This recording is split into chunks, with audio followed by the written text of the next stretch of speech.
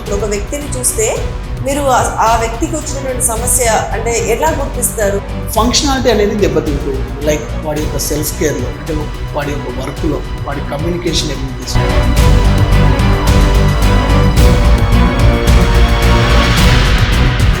ఒక సైకియాట్రిస్ట్ దగ్గరికి వెళ్ళాలి అంటే they use to think that they are mad. వాళ్ళు బాగుంటే ఫ్యామిలీ బాగుంటుంది, ఫ్యామిలీ బాగుంటే సొసైటీ బాగుంటుంది. అంటే ఇప్పుడు మీరు సినిమా ప్రభావం అంటారు. ఎస్, ఇలా చేస్తే బాగుంది కదా, ఇలాంటి సిచ్యువేషన్ ఇలానే చేద్దాం.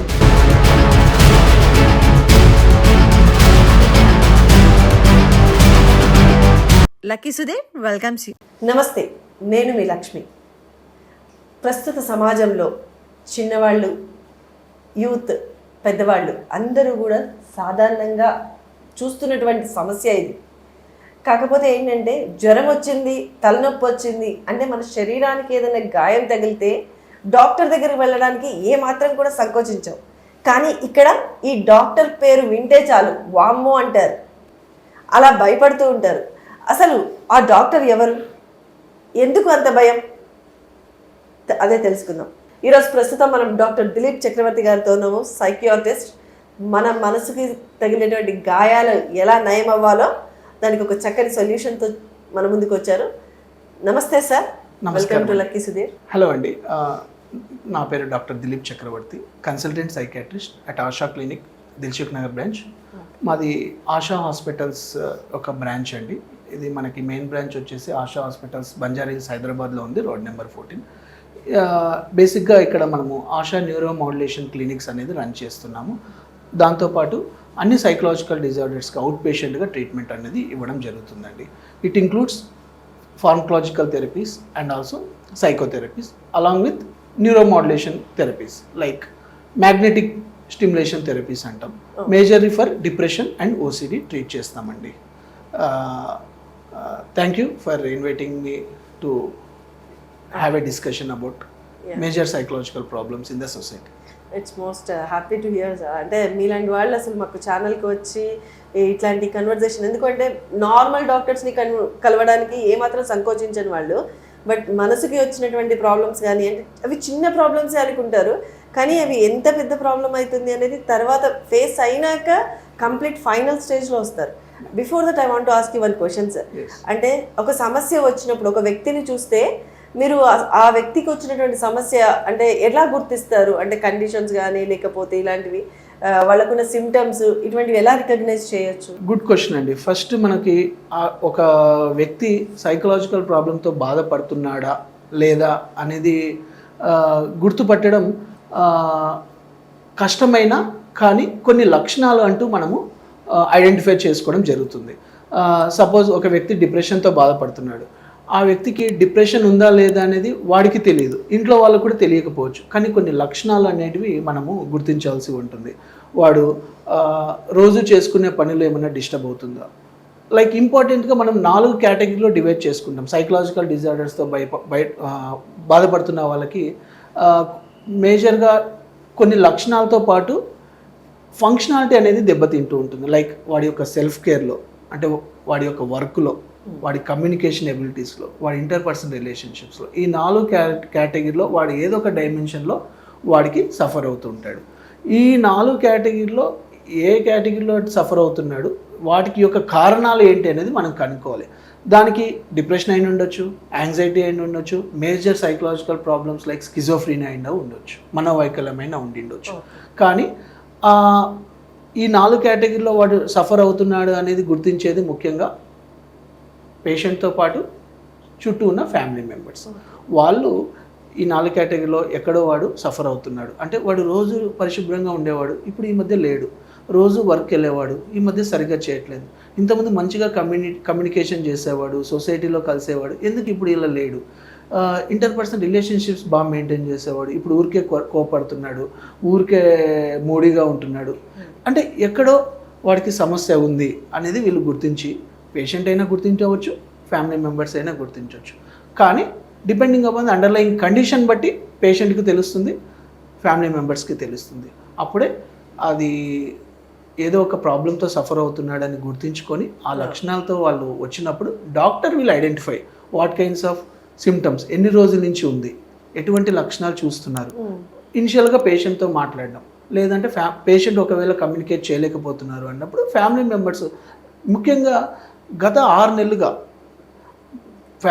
ఏ పేషెంట్ ఆ పేషెంట్తో ఒక ఫ్యామిలీ మెంబర్ ఎవరైతే క్లోజ్ రిలేషన్ 6 నెలలుగా క్లోజ్గా ఉన్నవాడు, మంచి ఇన్ఫర్మేషన్ ఇచ్చేవాళ్ళు, పేషెంట్ని అన్ని విధాలుగా అబ్జర్వ్ చేసిన వాళ్ళు, లాస్ట్ 6 monthsగా ఎవరైతే ఫ్యామిలీ మెంబర్ ఉన్నారో వాళ్ళే మనకు సరైన ఇన్ఫర్మేట్.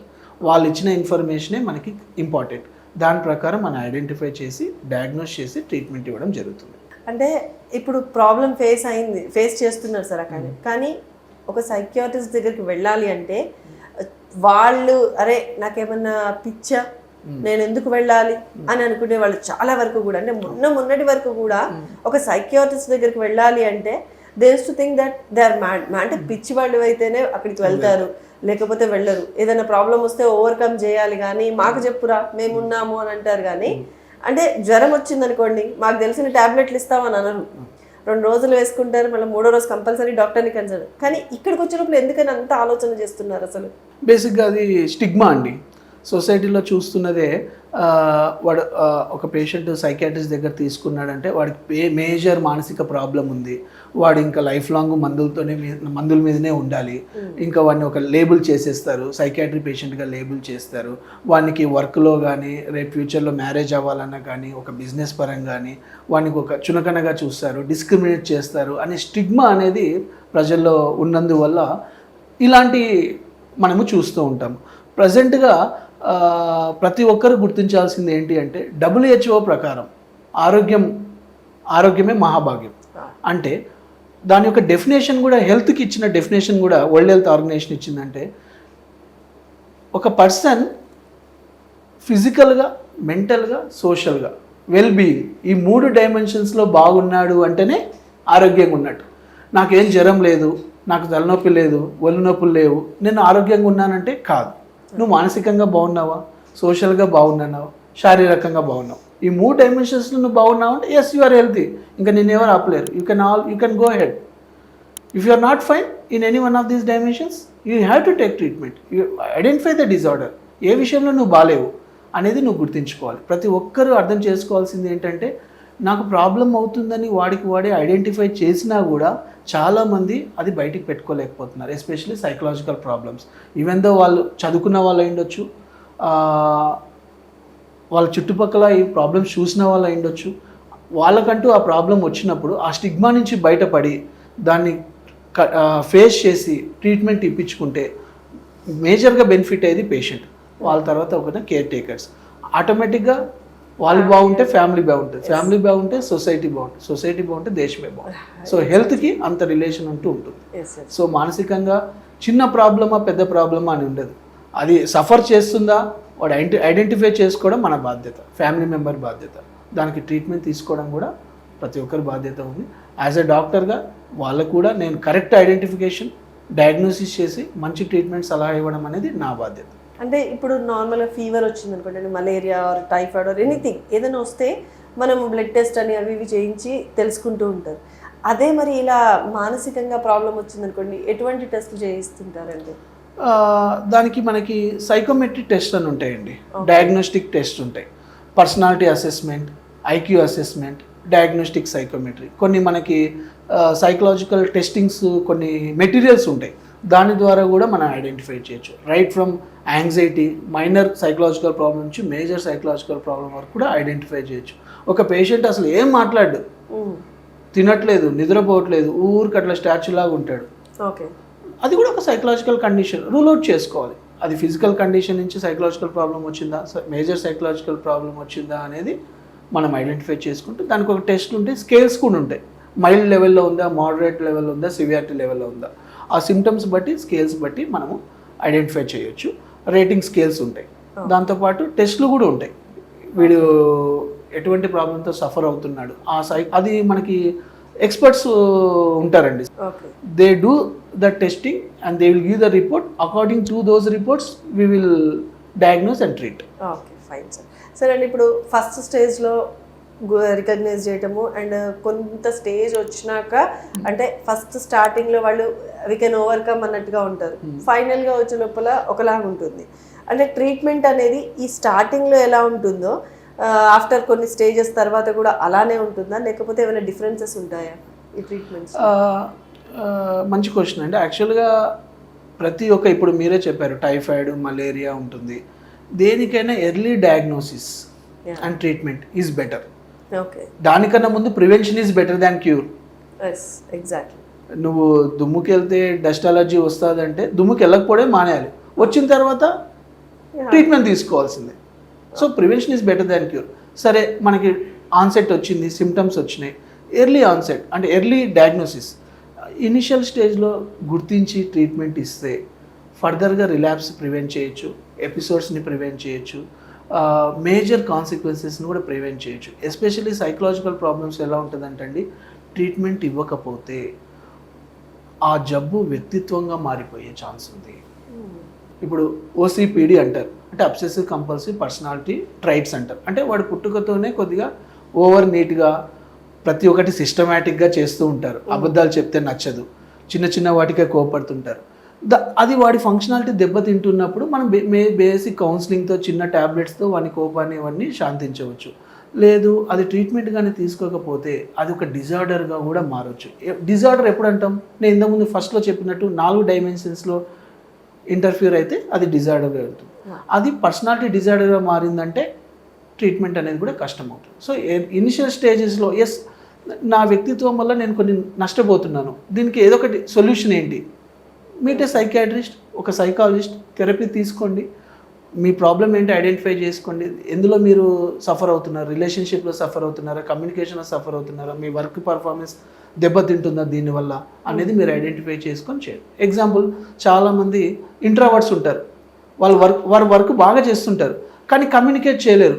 అమ్మో, నేను ఇది మా బాస్ దగ్గర చెప్తే ఏమనుకుంటాడేమో, నా కొలీగ్స్ దగ్గర చెప్తుంటే వీళ్ళు నన్ను చులకనగా చూస్తారేమో, వీడికి ఇది కూడా రాదనుకుంటారేమో అని. సో అలాంటి వల్ల వాడు గ్రోత్ అనేది ఉండదు, స్టేజ్ ఫియర్ ఉంటుంది, వాడు మైక్ ఎక్కి మాట్లాడలేడు.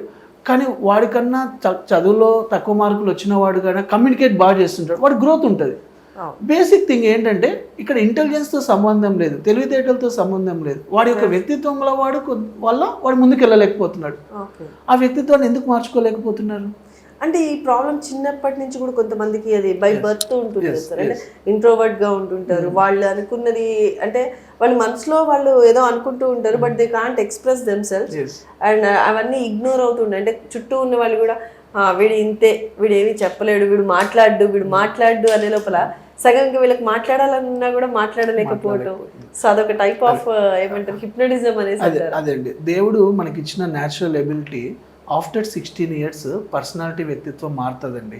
అంటే నేను చిన్నప్పటి నుంచి ఇలా ఉన్నా, ఇప్పుడు ఇలా ఉండకూడదు, నాకు గ్రోత్ కావాలని ఇండివిజువల్గా న్యాచురల్ కోపింగ్ స్ట్రాటజీస్ మన దేవుడు మనకి ఇచ్చినాడు. కొద్ది మందిలోనే అది కంటిన్యూ అవుతుంటుంది. 16 years దాటిన తర్వాత వాళ్ళు ఐడెంటిఫై చేసుకోవాల్సింది ఒకటి ఏంటి అంటే, నా వ్యక్తిత్వాన్ని మార్చుకునే టైం వచ్చింది, న్యాచురల్గా నేను చేయలేకపోతున్నా, బట్ ఇన్ ఫ్యూచర్ నాకు ఇది ఇబ్బంది కావచ్చు, నాకు ఏదైనా స్ట్రెస్, వాళ్ళే సైకలాజికల్ ప్రాబ్లమ్స్కి సఫర్ అవుతుంటారు, వాళ్ళే డిప్రెషన్ గురవుతుంటారు, వాళ్ళే యాంగ్జైటీకి గురవుతుంటారు. అందుకే మీరు చాలామంది చూడండి 10th class వరకు బాగుంటారు, ఎప్పుడైతే ఇంటర్మీడియట్ స్టేజ్కి వచ్చిన తర్వాత సైకలాజికల్ ప్రాబ్లమ్స్ ఫేస్ చేస్తుంటారు, డిప్రెషన్, యాంగ్జైటీ, ఎగ్జామ్ ఫెయిల్యూర్స్, చిన్న చిన్న వాటికి స్ట్రెస్ అవుతుంటారు. ఇప్పుడు యూత్ చూస్తుంటాం, ప్రతి ఒక్కదానికి చిన్న అట్రాక్షన్ వల్లనో, లవ్ ఫెయిల్యూర్ వల్లనో, ఇంపల్సివ్ యాక్ట్స్, బార్డర్ లైన్ ట్రైట్స్, ప్రతిదానికి కోపం రావడం, చిరాకు రావడం. అది వాళ్ళు ఎర్లీగా ఐడెంటిఫై చేసి ఇది నా కరెక్ట్ కాదు, ఇది నా ఫ్యూచర్ని డ్యామేజ్ చేస్తుంది, నా రిలేషన్షిప్ డ్యామేజ్ చేస్తుంది, ఇనీషియల్గా వాళ్ళు సైకాలజిస్ట్ కానీ సైకాట్రిస్ట్ అప్రోచ్ అవ్వగలిగితే, వాళ్ళ పర్సనాలిటీని ఐడెంటిఫై చేసి వాళ్ళకి బెటర్ ట్రీట్మెంట్ ఇవ్వగలిగితే డెఫినెట్లీ వాళ్ళ ఫ్యూచర్ బాగుంటుంది. Early identification is also very important in treating psychological disorders. ఇప్పుడు సైకాలజీ ప్రాబ్లం అనేది హెరిడిటరీగా ఉంటుంది అంటారా? అంటే ఈ ప్రాబ్లం అనేది కంటిన్యూ అవుతూ ఉంటుందా? ఇది ప్రతి ఒక్కరూ తెలుసుకోవాల్సిన క్వశ్చన్ అండి. అంటే ప్రతి ఒక్క హెల్త్ ప్రాబ్లము హెరిడిటరీ పరంగా, జన్యుపరంగా వస్తూ ఉంటాయండి, జీన్స్ అనేవి ఇన్వాల్వ్ అవుతూ ఉంటాయి. సో సైకలాజికల్ ప్రాబ్లమ్స్ కూడా జెనెటిక్గా ఉంటుంది, జెనెటిక్ లోడింగ్ అనేది ఉంటుంది. అందులో ముఖ్యంగా మనకు తెలుసు క్రోమోజోమ్స్లో డిఎన్ఏలో జీన్స్ ఉంటాయి. ఆ జీన్స్ ద్వారానే మన యొక్క రూపురేఖలు కానీ మన యొక్క ప్రవర్తన కానీ అంటే అవుట్ స్ట్రక్చరు ఇన్ స్ట్రక్చర్ కూడా జీన్సే డిసైడ్ చేస్తాయి.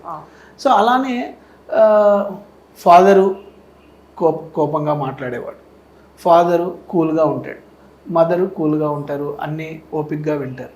ఫాదర్ అంటే ఒక్కొక్కరు అంటే ఇండివిజువల్గా మనం వ్యక్తిత్వాలు మారుతూ ఉంటాయి. వాళ్ళ పిల్లల పరంగా వచ్చినప్పుడు ఫాదర్ నుంచి కొన్ని వ్యక్తిత్వాలు వస్తాయి, మదర్ నుంచి కొన్ని వ్యక్తిత్వాలు వస్తాయి, బిహేవియర్ వస్తాయి. అలానే సైకలాజికల్ ప్రాబ్లమ్స్ కూడా జెనెటిక్గా ఉంటాయి. 50% ఫస్ట్ డిగ్రీ రిలేటివ్స్ అంటారు. అంటే father, mother and siblings are the first degree relatives who share 50% of gene pool. Father నుంచి 50% జీన్స్ చిల్డ్రన్కి వస్తాయి, మదర్ నుంచి 50% జీన్స్ వస్తాయి, సిబ్లింగ్స్ నుంచి 50%. అట్లా జీన్స్ అనేవి షేర్ అవుతూ ఉంటాయి. అలానే సైకలాజికల్ ప్రాబ్లమ్స్ కూడా రావచ్చు. సపోజ్ ఫాదర్కి డిప్రెషన్ ఉంది, చిల్డ్రన్కి డిప్రెషన్ వచ్చే ఛాన్సెస్ ఉంటాయి. జీన్స్ ఉంటాయి కానీ రావాలని రూల్ లేదు, వచ్చే ఛాన్సెస్ కూడా ఉన్నాయి. వల్నరబుల్.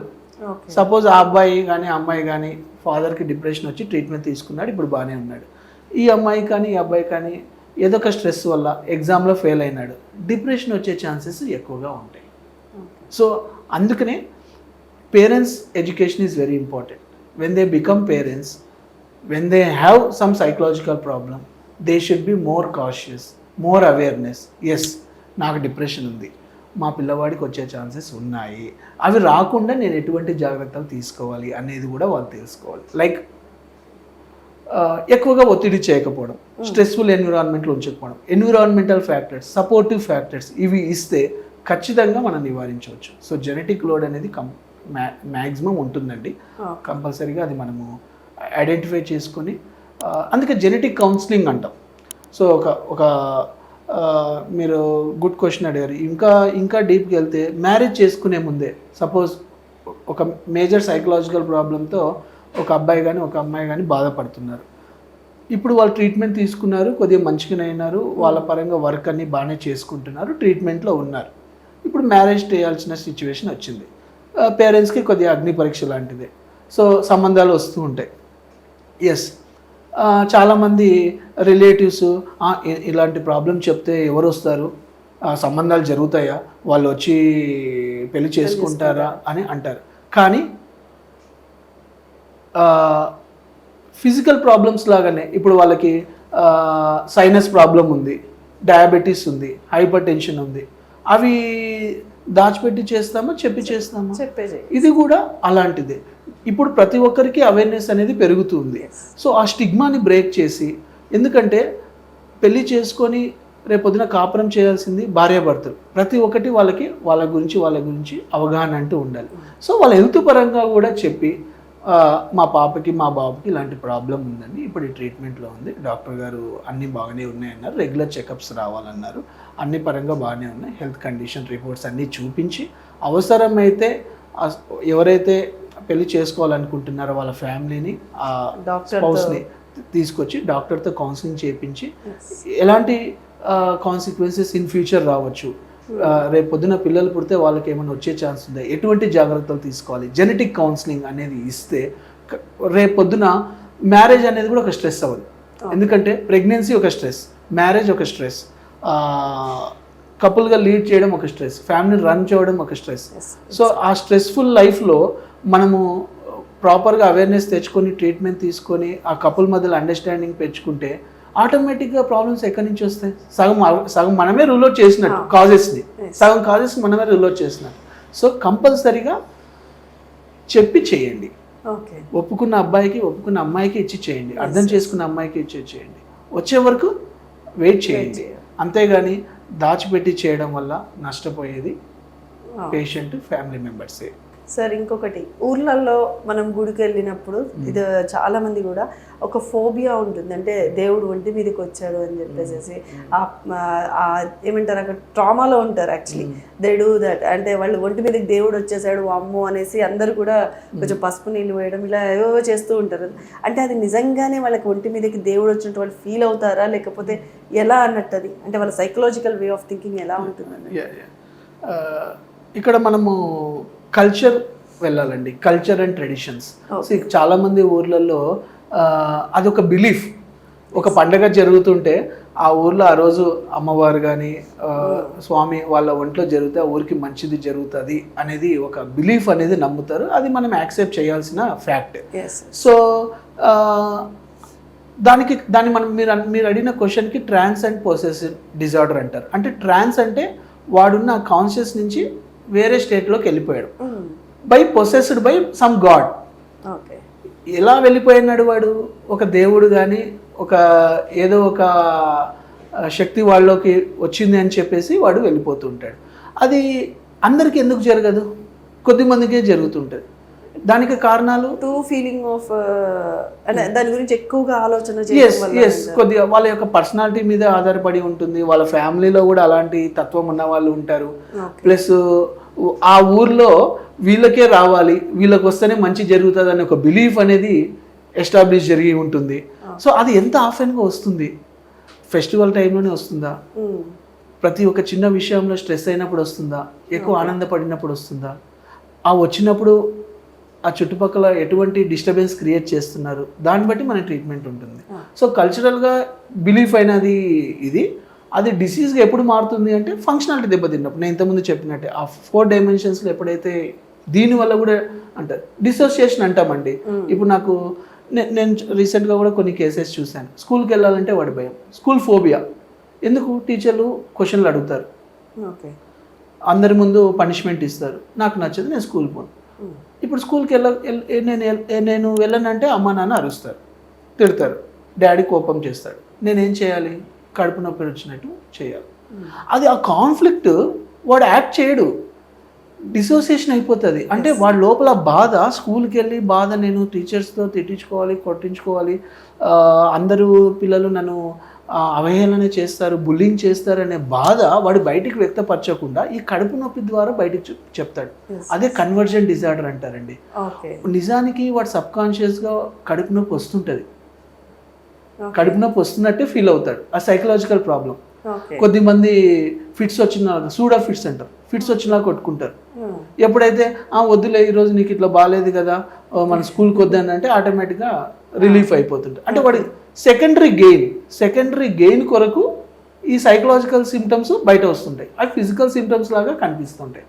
అలాంటిదే మీరు అడిగిన క్వశ్చన్ కూడా. దేవుడు వస్తున్నాడు, కొద్దిమందిలో డిప్రెషన్, కొద్దిమంది యాంగ్జైటీలు ఉన్నప్పుడు, మన బాధలు ఉంటే కన్నీళ్ళు వస్తాయి. కన్నీళ్ళు ఎందుకు వస్తాయండి? నవ్వుతున్నప్పుడు రావచ్చు కదా కన్నీళ్ళు, బాధలో ఉన్నప్పుడు ఎందుకు వస్తాయి?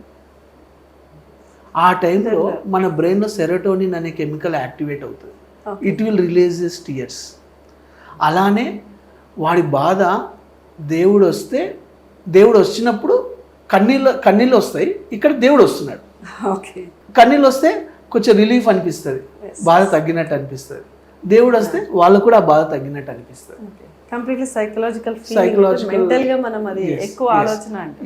అది ఎంత తరచుగా వస్తుంది? వాడి ఫంక్షనాలిటీ దెబ్బతిన్నప్పుడు దాని ట్రీట్మెంట్ తీసుకుంటే ఇలాంటివి రిపీట్ అవ్వవు.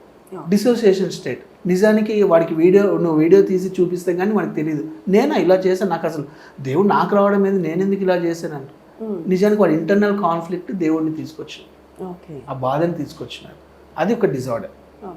కానీ కల్చరల్ బిలీఫ్ని కూడా మనం తప్పుపడ్డానికి లేదు, అది కల్చరల్గా వచ్చింది. సో ఆ ఊర్లలో అది ఫ్యాక్ట్, అది నమ్ముతారు, వాళ్ళకి అది మంచి జరుగుతుంది. దాన్ని మనం ఇవ్వని పోయి ట్రీట్మెంట్ ఇవ్వడం అనేది కరెక్ట్ కాదు. అంటే ఇప్పుడు వీటి మీద సినిమా ప్రభావం ఏమైనా ఉంటుందంటారా? ఈ సైకలాజికల్ ఎఫెక్ట్ మీద కొన్ని సినిమాలలో చూసినప్పుడు ఆమె ఎగ్జాక్ట్లీ జస్ట్ కొన్ని మూవీస్లలో మనం చూస్తూ ఉంటాము, they will think of that, అంటే నేను ఇలానే ఉన్నాను, నేను ఇలానే అలా చూసొచ్చి బయట కూడా జనాలు నేను ఎగ్జాక్ట్గా అలానే ఉన్నా, ఆ హీరో లాగా ఉన్నా, ఇలా ఉన్నా అని చెప్పి, అంటే అది వే ఆఫ్ థింకింగ్ ఎలా అన్నట్టు. అంటే వాళ్ళకి అదే అందరూ అనుకోరు కదా.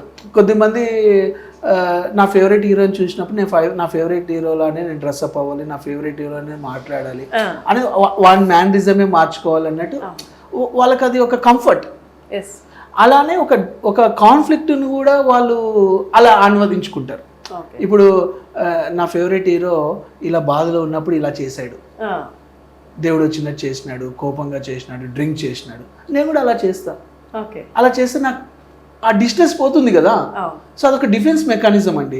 ఎవరికైనా అంతే. నాకు వాటర్ అంటే ఫోబియా అన్నప్పుడు నేను వాటర్ దగ్గర పోను, అవాయిడ్ చేస్తా.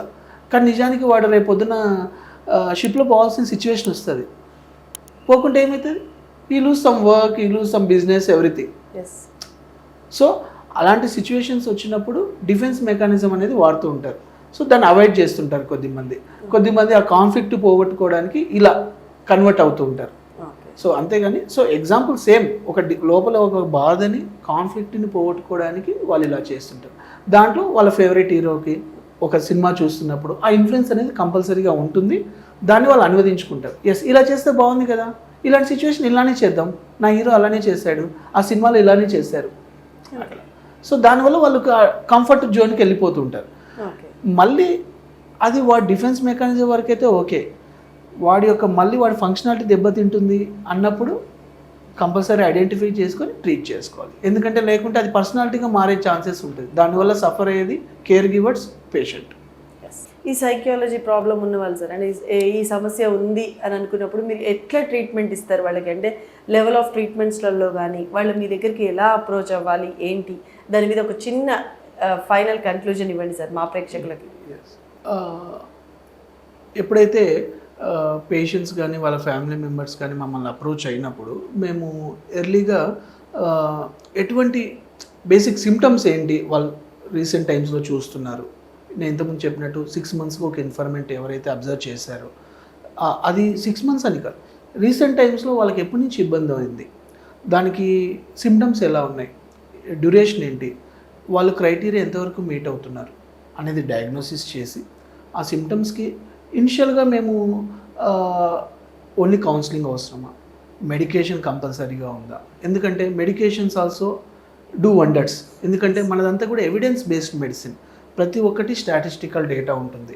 ఒక పేషెంట్కి మనం ఒక మెడిసిన్ పెడుతున్నామంటే దాని ఉపయోగం ఏంటి, దానివల్ల వాడికి ఏం బెనిఫిట్ అవుతుంది, అంటే ఏం సిమ్టమ్ మనం తగ్గించగలుగుతున్నాము అనేది ఐడెంటిఫై చేసుకొని వాళ్ళకి బేసిక్ సైకో ఎడ్యుకేషన్ అనేది ఇస్తామండి. ఎందుకంటే అవేర్నెస్ రావాలి వాళ్ళకి.